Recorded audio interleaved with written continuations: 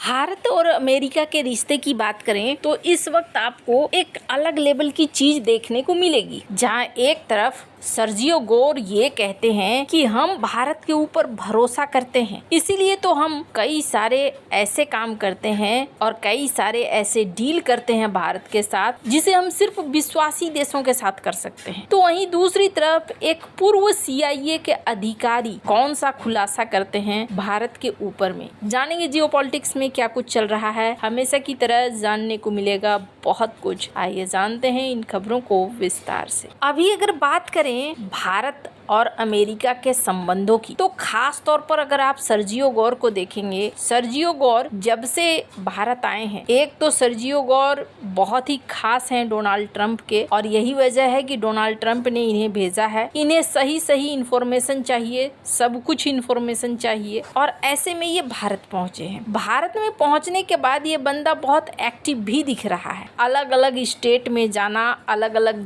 State के मुख्यमंत्रियों के साथ मिलना, और उसके बाद अभी ये भी देखने को मिल रहा है कि ये जम्मू कश्मीर भी जा रहे हैं। और यहाँ पर अगर फारूक अब्दुल्ला के बेटे की बात करें, उमर अब्दुल्ला का, तो उमर अब्दुल्ला का कहना है कि वो हमसे मिलने आ रहे हैं। फिर वो ये भी बात जोड़ते हैं कि अमेरिका हमारी समस्याओं को हल नहीं करेगा। खैर, अब जो भी हो, सर्जियो गोर बहुत एक्टिव भी दिख रहे हैं। वहीं दूसरी तरफ स्क्रीन पर एक वीडियो देखिए। इस वीडियो में क्या कहा है इन्होंने। When Indian companies invest in America, it's a win-win situation. You gain access to the world's most dynamic market, and you create jobs back home in India and in the United States. Every single day, IMC works to identify those win-win situations. Every single day, we see real opportunities that do not exist, frankly, in other embassies. I'm friends with a lot of other ambassadors around the world, and I know every single one of them individually because I recommended a lot of them to the president before they got their positions. And I have ambassadors that call me from other places, I'm not going to mention where, but in Europe, and they say, "Are you bored?" I said, "Am I bored? I don't have enough hours in a day."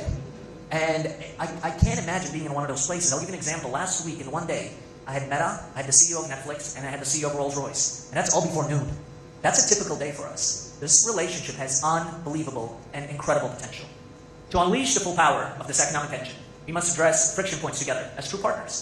We need predictable taxation and regulatory frameworks that allow business to thrive. We need candid, trust-based engagement on export controls and technology flows. And we need rock-solid intellectual property protections, giving every innovator in this room the confidence to invest, create, and scale without fear.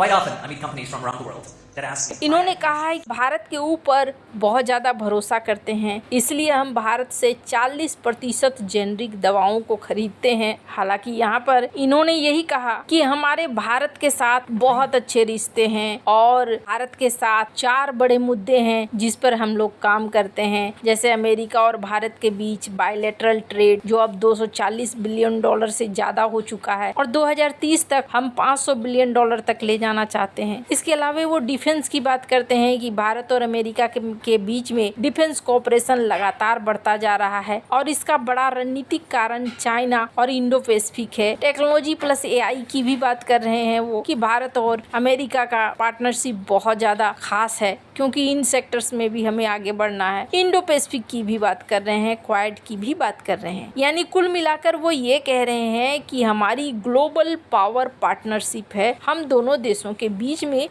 और भारत एक लंबा long term का global strategic partner भी है। और दिलचस्प timing क्या है, सर्जियो गोर 19 अगस्त से कश्मीर और लद्दाख की यात्रा पर जाने वाले हैं। ये उनकी भारत में एम्बेसडर बनने के बाद इन इलाकों में पहली यात्रा होने वाली है। खैर, अगर आप इसे देखें तो अभी तक भारत और अमेरिका के बीच में ट्रेड डील फाइनल नहीं हुई है। ट्रेड डील को लेकर अभी भी बात चल ही रही है। इसी बीच एक चर्चा बड़ी जोरों से पकड़ रही है, और वो चर्चा है इस एक पॉडकास्ट से निकलकर सामने आया है। स्क्रीन पर जो आप एक तस्वीर देख रहे हैं, इस तस्वीर में आपको जो इंसान दिख रहा है वो CIA का पूर्व अधिकारी है, जॉन सीफर। इन्होंने यहाँ पर एक पॉडकास्ट में हिस्सा लिया राज समानी के साथ, और राज समानी ने उनसे प्रश्न पूछा कि कौन सा ऐसा देश है जिससे CIA बहुत ज्यादा डरता है। तो उन्होंने कहा कि डर के बारे में तो मैं बात नहीं कर सकता हूँ, लेकिन अगर एक ऐसे देश की बात करें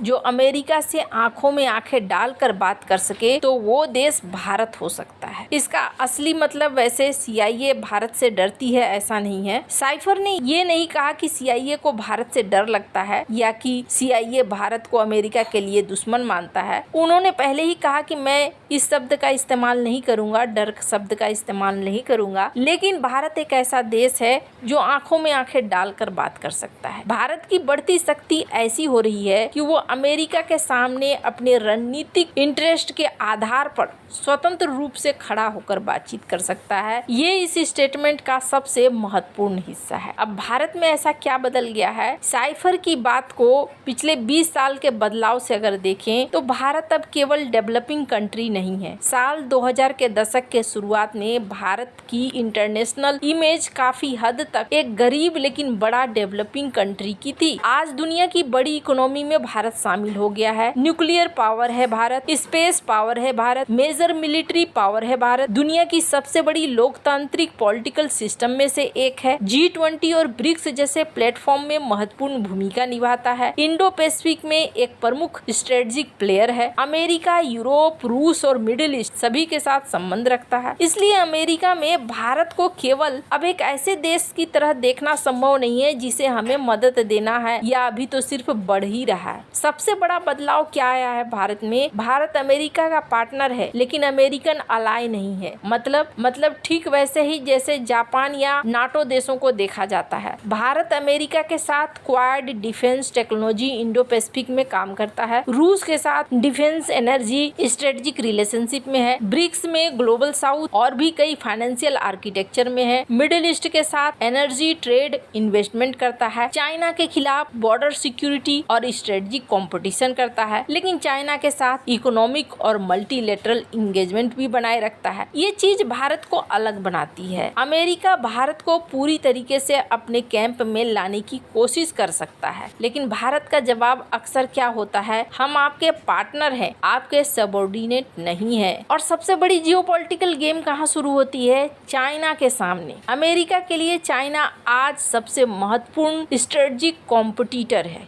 लेकिन चाइना का मुकाबला करने के लिए अमेरिका को इंडो पैसिफिक में एक ऐसे देश की जरूरत है जो विशाल हो, न्यूक्लियर पावर हो, बड़ी मिलिट्री रखता हो, इंडियन ओशियन को प्रभावित करता हो, बड़ी जनसंख्या और इकोनॉमी रखता हो, चाइना के साथ लैंड बॉर्डर साझा करता हो और रणनीतिक तौर पर स्वतंत्र हो। भारत इन सब में है। इसलिए भारत का महत्व केवल GDP से नहीं है। Geography, military, economy, population, diplomacy, ये भारत की रणनीति है। साइफर ने एक बात और कही और उन्होंने कहा भारत की इंटरनेशनल पोजीशनिंग को कोरोना के दौरान बदलते हुए देखा गया। कोरोना के समय भारत ने वैक्सीन दिया, दवाइयाँ दी, मेडिकल सप्लाई दिए, डिप्लोमेसी दिया और अंतर्राष्ट्रीय स्तर पर अपने रोल को बढ़ाया। लेकिन उससे भी बड़ा बदलाव आया था कि भारत ने संकट के दौरान किसी एक जियोपॉलिटिकल ब्लॉक पर पूरी तरह निर्भर होने के बजाय अपनी स्वतंत्र पॉलिसी बनाई रखी। यही पैटर्न यूक्रेन युद्ध के बाद भी देखने को मिला और यही जब यूरोप रसिया पर प्रतिबंध लगा रहे थे तब भी भारत ने रूस के साथ संबंधों को खत्म नहीं किया। मतलब साइफर का कहना है कि भारत अब इतना महत्वपूर्ण और शक्तिशाली हो चुका है कि अमेरिका भारत को इग्नोर नहीं कर सकता या डिक्टेट नहीं कर सकता। खैर, अब धीरे धीरे ये मान भी रहे हैं। साइफर वैसे